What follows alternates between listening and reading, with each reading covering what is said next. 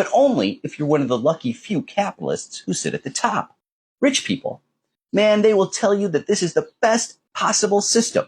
And they're right, but it's only the best possible system for them. Everyone else can up and die. Do you know how the wealthy class look at us? The hoi polloi, the teeming unwashed working classes toiling away below them and feeding all that money up to the top of the pyramid where they live? Don't get too close. In their eyes, we are so many hogs in an industrial pig farm.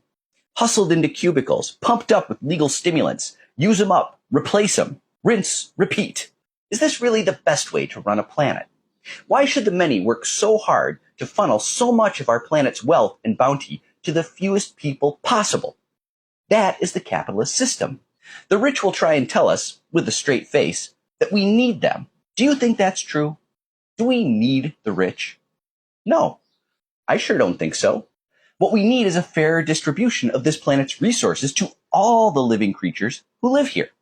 The secret is out. We have more than enough resources on Earth that no person should ever die of starvation. Famine is a political choice. Look at Gaza. There's enough to meet the physical needs of everyone on Earth for food, shelter, clothing, drinkable water. Hell, add in education and healthcare too. But these things are intentionally withheld from us in the name of capitalist corporate profits.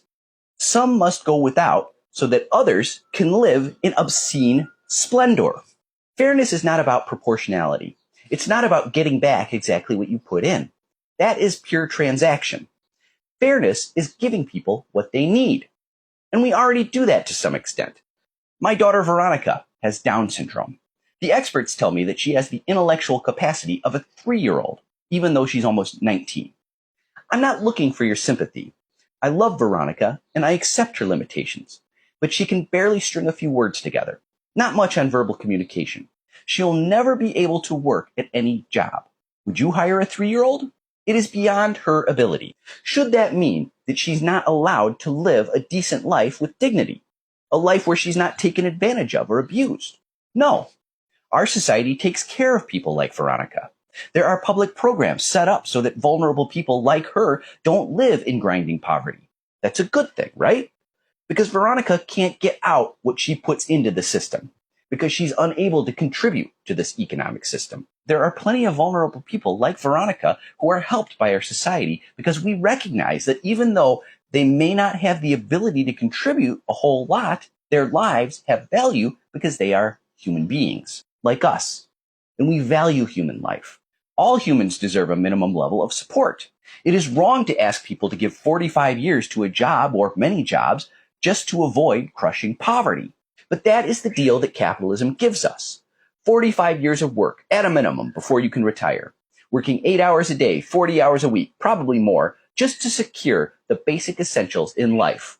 A roof over your head, enough food on the table. If you're lucky, a nice trip to Florida once in a while. All that so a vanishingly small number of people can live lives of absolute excess.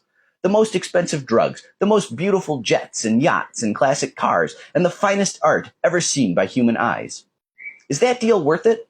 Or should we try and figure out something closer to what old buddy Karl Marx said?